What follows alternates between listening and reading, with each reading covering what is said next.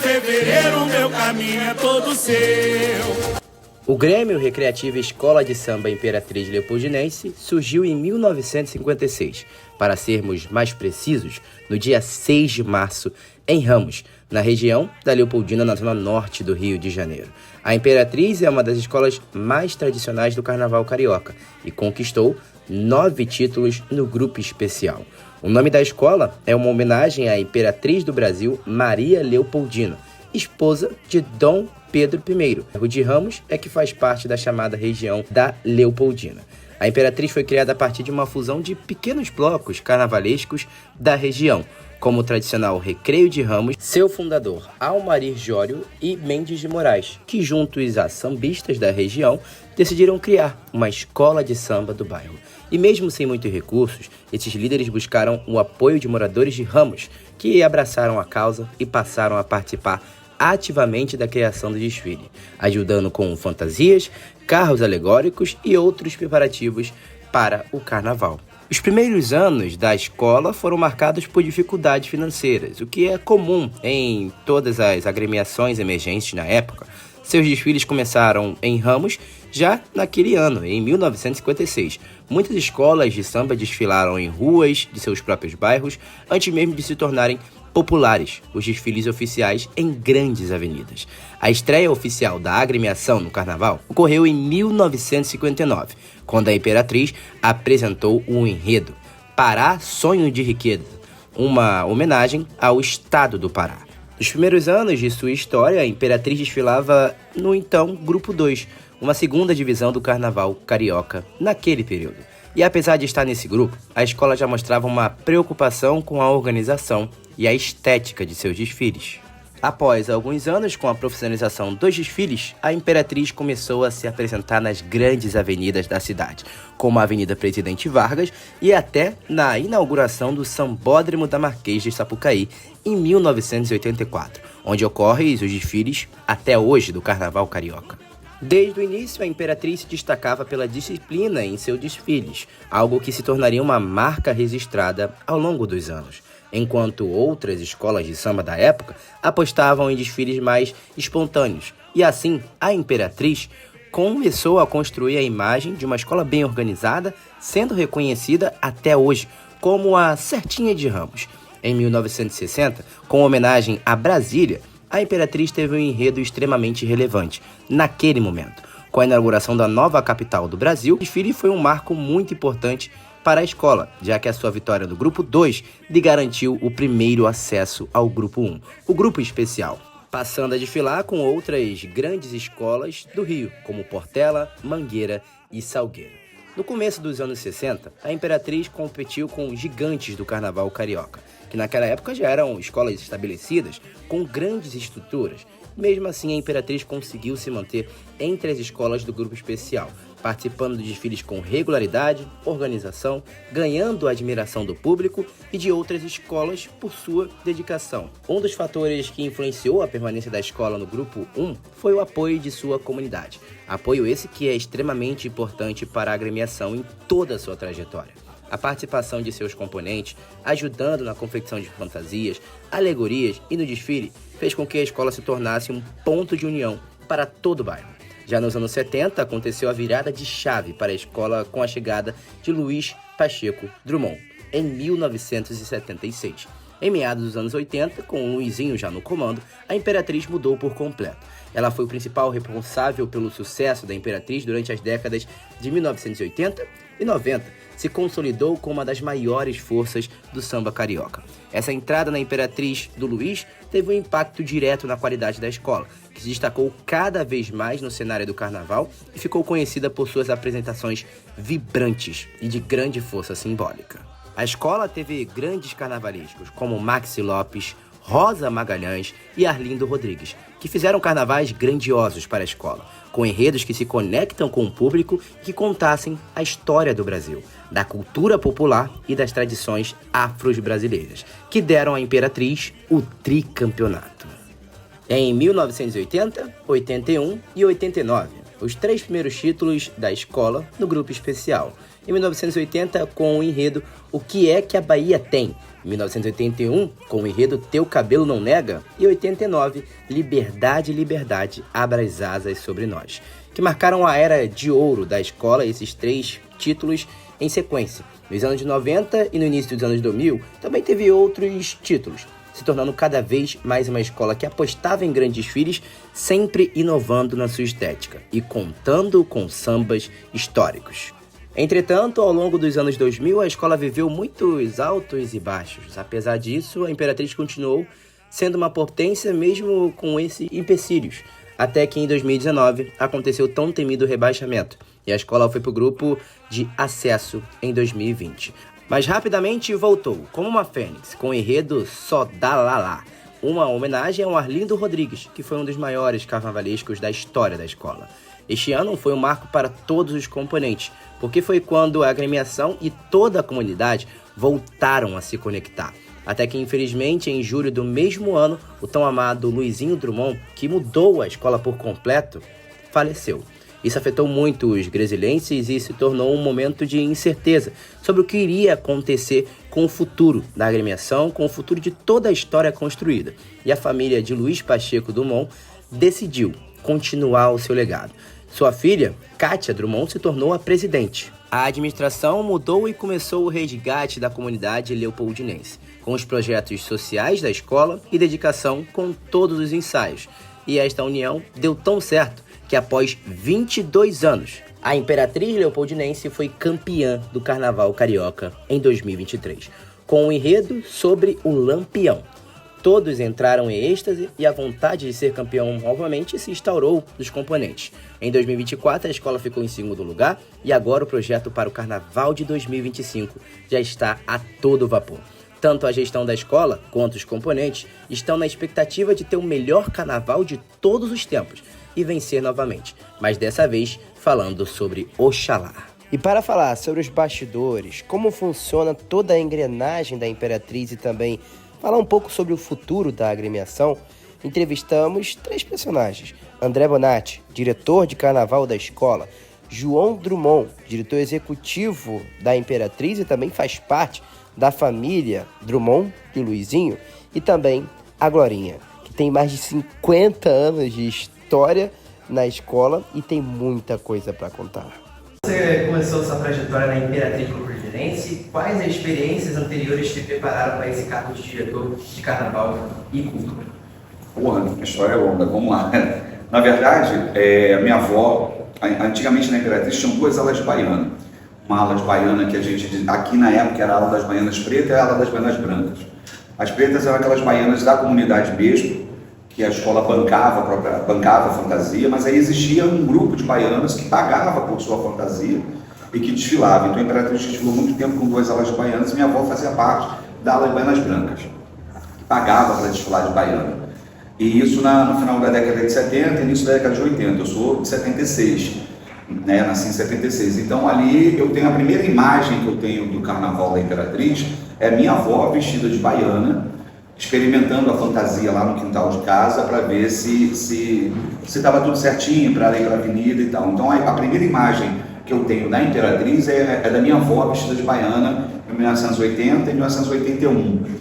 E aí, em 89, eu já estava, né, já tinha idade para vir para a ala das crianças. Aquele ano a escola, Liberdade, tinha 2 alas de crianças. Tinham os mais altos, os mais velhos, vieram soldadinhos, e os mais novos, no meu caso, vêm vestidos de xícara. E aí foi meu início na Imperatriz, foi assim. Então eu comecei na ala de crianças, mas já querendo uma bateria. Aí eu desfilei na ala de crianças em 89, 90. Em 91, por azar do destino, sorte a minha, um dos integrantes do Tamborim foi preso. E aí, na última hora, eu consegui a vaga para desfilar. Aí eu desfilei em 91, foi o ano da Banana, do Viriato Ferreira. Eu desfilei como ritmista, né, tocando tamborim. E fiquei como ritmista até 2006. Sendo que de 96 a 2006 eu virei diretor da ala de tamborins. Então eu coordenei os tamborins, fazia as gravações, enfim. E aí, quando foi 2006, era o Jorjão, que era o mestre de bateria, substituindo o Beto, que ficou por muitos anos na frente da bateria. E aí, questão mesmo de afinidade, eu saí da bateria e o Wagner me convidou para ir para a direção de harmonia da escola. E aí eu fiquei na direção de harmonia em 2007, 2008 e 2009 e em 2010 eu fui para a direção de carnaval e estou aí até hoje. E quais são suas principais responsabilidades como diretor de carnaval e como você garante a coesão entre os diferentes setores da escola durante a preparação para o desfile na Sapucaí? Primeiro, eu acho que eu sempre me coloco como coadjuvante no processo. Eu penso que os artistas da escola é a comissão de frente, o casal de mestre porta-bandeira, é o cantor, é a própria bateria, né? Eu penso que o nosso trabalho da direção, que eu sempre me coloco como uma harmonia, independente do posto, né? O nosso trabalho do time da harmonia, a gente é um trabalho de bastidor, a gente não aparece, né? Aquela galera que trabalha nos bastidores. Então eu penso que antes de qualquer coisa, o meu trabalho, a minha função é promover a melhor condição possível para que esses artistas possam mostrar a sua arte na potencialidade. Então eu tenho que criar as condições de ensaio, as condições necessárias de infraestrutura, de logística, de tudo aquilo que eles precisam para, na hora do desfile, estarem completamente tranquilos para poder mostrar a sua arte. Não adianta o mestre Lolo, ele começa a ensaiar aqui a bateria no mês de junho.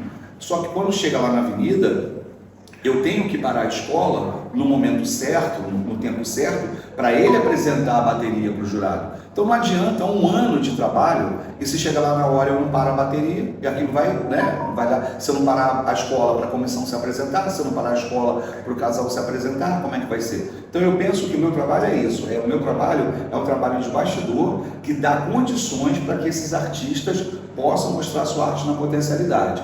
E aí vai muito, essa coordenação é ouvir muito, às vezes também impor, né? Natural, você tem que impor determinadas situações que a gente não concorda, mas eu acho que é mais ouvir a necessidade de todo mundo e à medida do possível e tentando contornar essas situações para que eu falo que carnaval são duas coisas acontecendo em potencialidade, é a quadra e o barracão, e eles só se encontram naquela curva, não tem jeito. Então tem que ser amor à primeira vista, ou seja, o que a gente produziu aqui com o que a gente produziu lá tem que se encontrar, se beijar e ser feliz. Então o trabalho é fazer com que esse ponto seja perfeito. Com essa responsabilidade de ser diretor, você pode compartilhar um momento marcante ou desafiador da sua carreira na Imperatriz que tenha mudado a sua visão sobre o carnaval? Eu acho que cada ano é um aprendizado. A gente vai levando e carregando determinadas experiências, né, vamos dizer assim, e isso faz com que a gente, no ano seguinte, a gente tenha um outro olhar. Um exemplo disso, em 2019, o carro era acoplado e nós tínhamos ensaiado, até para ganhar tempo, que nós chegaríamos na primeira cabine de jurado com uma passada do samba, uma passada e meia mais ou menos. E como estava tudo programado, eu falei, não vou esperar aqui o carro acoplar não. A gente vai entrando, o carro vai entrar na avenida, vai acoplar, vai dar tudo certo. E não deu. O carro não acoplou, a gente chegou na frente do jurado, fez um buraco gigantesco, prejudicando muito a escola naquele início de desfile. Então isso valeu de experiência, porque hoje, independente do que aconteça, eu não avanço enquanto os carros não estiverem completamente funcionando corretamente para entrar na avenida. Então essas tomadas de decisões, como por exemplo no ano do Lampião, que o abre-alas quebrou em frente ao setor 12, e aí naquele momento ali o carro precisava sair com pressa da avenida, né? E aí eu fiz o quê? Eu tirei a ala das baianas da frente, é um risco que você corre, mas eu mandei a ala das baianas sair para abrir caminho para o... Então são tomadas de decisões o tempo todo que a gente vai tendo, assim, né? Vai aprendendo com cada uma delas. João, você tem uma trajetória longa na Imperatriz Leopoldinense, né? Como começou a sua relação com a escola e como ela evoluiu ao longo dos anos até chegar ao cargo de diretor executivo? Então, tem uma história longa porque a história da minha vida é a história da Imperatriz também. São coisas que acho que não teve um início, acho que eu já nasci inserido nesse contexto, muito por conta da história do meu avô, que foi presidente da escola por quase 50 anos. Então eu cresci acompanhando os ensaios, os desfiles, os carnavais. Então a relação ela começa desde muito jovem, mas nunca a princípio, nunca com uma participação efetiva em nada, porque eu também sou muito jovem, mas a partir do falecimento do meu avô em 2020, minha mãe assume a escola, a presidência da escola, e com isso eu assumo, enfim, algumas responsabilidades na escola. A princípio, no departamento social da Imperatriz, gente conseguiu fazer, enfim, estruturar bastante os projetos sociais da escola que estavam um pouco defasados. E, enfim, a gente desenvolveu um planejamento com algumas bases que a gente achava que eram importantes serem desenvolvidas para que a Imperatriz voltasse a ter sucesso. Uma delas era a questão social e a relação com a comunidade. A segunda delas era a relação da Imperatriz com a imprensa, que durante muito tempo também ficou muito desgastada. A Imperatriz não tinha assessoria de imprensa na época. E a terceira delas, que é a mais importante, obviamente, era a questão do carnaval. Investir em equipe, investir em estrutura. E aí, com isso, eu comecei a ganhar, enfim, vivência de barracão, de carnaval de fato, e com o tempo fui me metendo um pouquinho nas coisas, até que hoje eu sou diretor executivo da escola. Acho que contribuo de uma maneira bacana para o Carnaval da Imperatriz. Continuo também contribuindo da forma que posso nas ações sociais da Imperatriz e vivendo o dia a dia da escola, dos carnavais. Já estou indo para o meu 4º carnaval como diretor aqui da Imperatriz. Então, perfeito. Então, já está com 4 anos de carnaval com a Imperatriz. Na sua visão, qual foi o seu maior desafio com a escola durante a sua gestão e até agora, como superou esse obstáculo que teve pela frente? O maior desafio, sem dúvida nenhuma, foi o primeiro carnaval, que era o carnaval de afirmação para a Imperatriz. A Imperatriz tinha acabado de subir do grupo de acesso. É uma questão, estatística, né? No século XXI, só 2 escolas abriram o carnaval e se mantiveram no grupo especial. A Imperatriz em 2022 e a União da Ilha, se eu não me engano, em 2010. Então os números jogavam muito contra aquela situação. Apesar da Imperatriz ser uma escola grande, uma escola de muitos títulos no grupo especial, era uma missão muito difícil. Acho que era mais, na minha visão, era mais desafiador manter a escola no grupo especial em 2022 do que ser campeão novamente depois de um hiato gigante de 22 anos, que foi o que aconteceu em 2023. Então, sem dúvida nenhuma, o maior desafio como diretor da escola foi trabalhar num carnaval maluco, em meia pandemia, com uma gênia que era a Rosa Magalhães à frente do projeto artístico da escola, mas já com alguns problemas por conta da Covid. A Rosa já tinha uma idade, enfim, ela era grupo de risco por algumas doenças que ela era fumante, enfim. Então ela foi muito pouco ao barracão durante esse processo. Então foi uma experiência meio maluca, assim, de ser o primeiro carnaval, de ter que interferir e apostar em muitas coisas que a gente não dominava inteiramente, e deu tudo certo. E, enfim, acho que esse desafio foi superado. Sim, com certeza.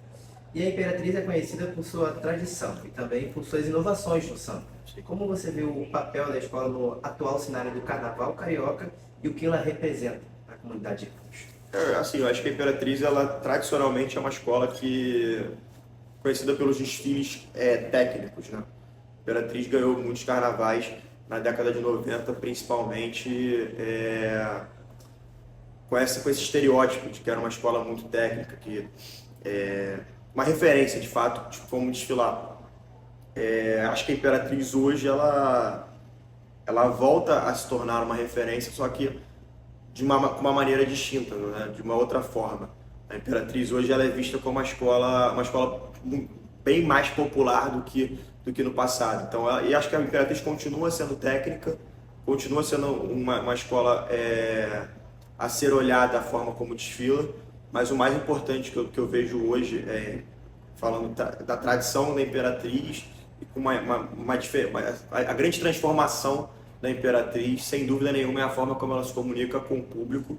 Isso se deve muito ao trabalho que é feito na quadra com a comunidade, mas também muitas escolhas artísticas de quem pensa a Imperatriz, que hoje é o Leandro, que é um cara que tem feito escolhas corretas de temas, que tem proporcionado bons sambas, e aí tudo contribui para que a Imperatriz seja uma escola muito mais popular. Acho que uma das mais populares hoje no Carnaval.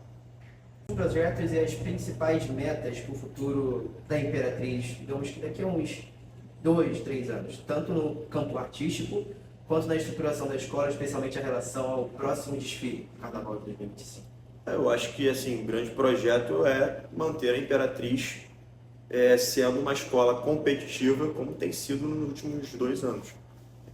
Nos últimos 3 anos. A Imperatriz abriu o desfile em 2022, teve um 10º lugar que é bastante questionável, mas fez um grande desfile, foi campeão em 23 e vice em 24. Assim, acho que o grande desafio é se manter no topo. Assim, não é fácil chegar ao topo, mas é o clichê de que não é fácil chegar ao topo, mas é muito mais difícil. É difícil chegar ao topo, mas é muito mais difícil manter-se no topo. Eu acho que a curto prazo, a médio e a longo prazo, acho que essa visão não muda. É manter a Imperatriz sempre disputando os campeonatos, as primeiras posições, fazendo grandes desfiles. E não é fácil, então é uma missão árdua. Maria, como você começou sua jornada na Imperatriz Leopoldinense? E o que te fez permanecer na escola por mais de 50 anos? É mesmo, mais de 50 anos. Eu comecei aqui criança, com, sei lá, 10 anos, por aí. E fui ficando, porque morava aqui era o lazer, e fui ficando, e fui amando, e a paixão da minha vida. Não, quer dizer, depois que eu tive minhas filhas, foi a única coisa que conseguiu superar. Mas a minha vida é aqui, é a Imperatriz. 50 anos, eu quero ficar mais 50, né? Mas acho que não vai dar. Bom, momento inesquecível foi o Carnaval de 80, que a escola foi campeã. E o momento inesquecível é que eu roubei a bandeira da escola e saí correndo aqui na rua, carregando a bandeira. E as pessoas queriam pegar a bandeira e eu não deixava, a bandeira era minha, eu fiquei rodando todo o quarteirão com a bandeira. Foi esse campeonato, isso vai ser inesquecível. Foi o primeiro campeonato que eu participei, né, da escola, né? E depois vieram outros que aí é fácil. Eu não posso falar Imperatriz, pô. Carnaval de 80 então, cara.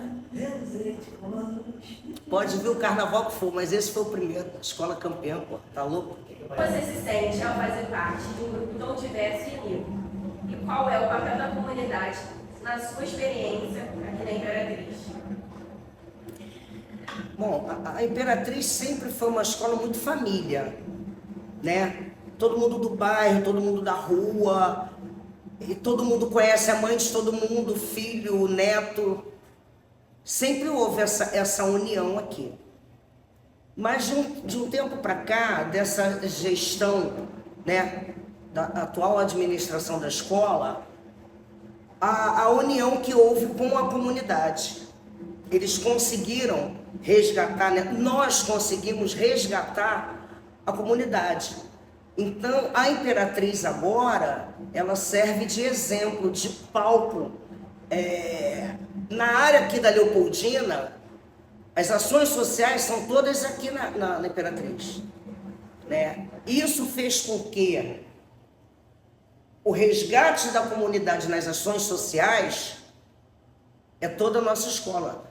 90%, 95% dos nossos componentes são da comunidade, né? E a direção, eu digo que a melhor equipe do Carnaval é a equipe da Imperatriz. Tem essa integração, tem essa amizade, tem esse respeito, né? E nós temos uma comandante que, diga-se de passagem, ela traz ali, ela tem a equipe com ela. Então é uma família. E aí é muito bom, porque aí a escola cada vez mais está melhor. Quais são suas expectativas para o futuro da Imperatriz Leopoldinense? Que mensagem você gostaria de transmitir às novas gerações sambistas? A expectativa é a melhor possível. Até porque nós temos na administração, né, jovens. Nós temos uma diretoria toda jovem, né? E isso é muito bom. Porque os jovens vêm, eles aprendem um pouquinho com a gente, né? Nós também aprendemos com a nova geração. E tem que ter os jovens, porque um dia a gente vai ter que parar. E os jovens não deixa o samba morrer. Então os jovens, essa geração nova de sambistas, tinha se afastado um pouco. As escolas quase não tinham mais os jovens. E hoje em dia a gente está conseguindo resgatar. A expectativa para a Imperatriz é a melhor possível. A escola tá com sarrafo lá em cima. Eu tenho que falar, gente. Vocês ficam me gravando não, porque sabe, menino, eu quero já. E é nesse clima de descontração com a gloriosa Glorinha que chegamos à parte final do documentário para falar e revelar o samba enredo para a Imperatriz de 2025, buscando o título novamente do Carnaval Carioca, com o enredo Omi Tum Tum ao Olofon, água fresca para o senhor de Infon. Confira o samba enredo e o ensaio da Imperatriz Leopoldinense no seu bairro. Ramos, o templo da Imperatriz.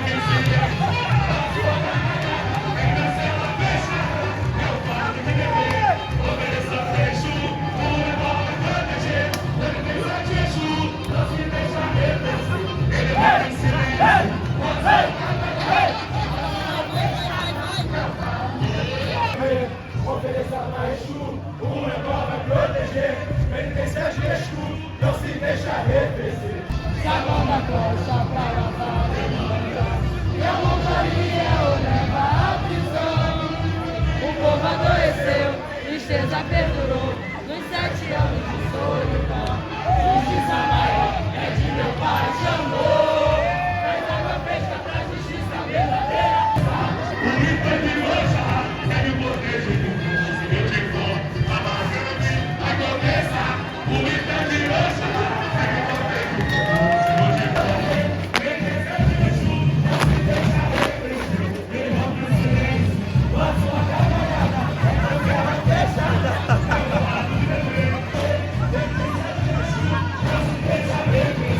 Vem rompe o silêncio, a sua caminhada é a guerra fechada.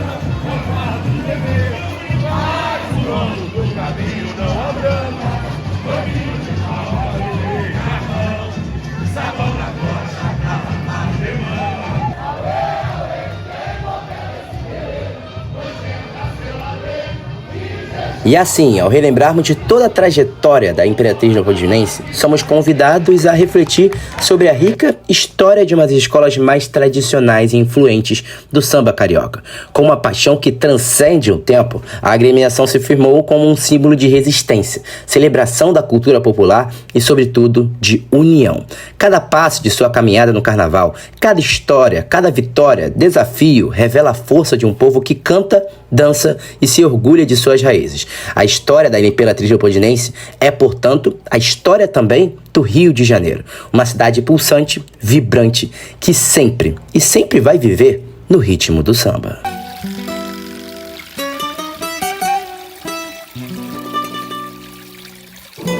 Olha, Imperatriz chegando!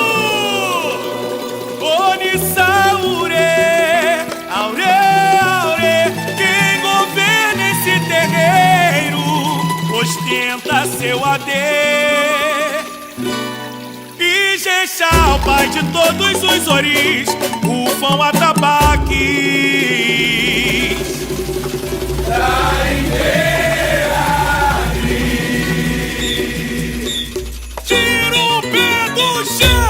Vai começar. Começou Leopoldinense. A Imperatriz. Vai começar. A Segunda Leopoldina. O sonho virou realidade. Vai começar o Ita de Oxalá.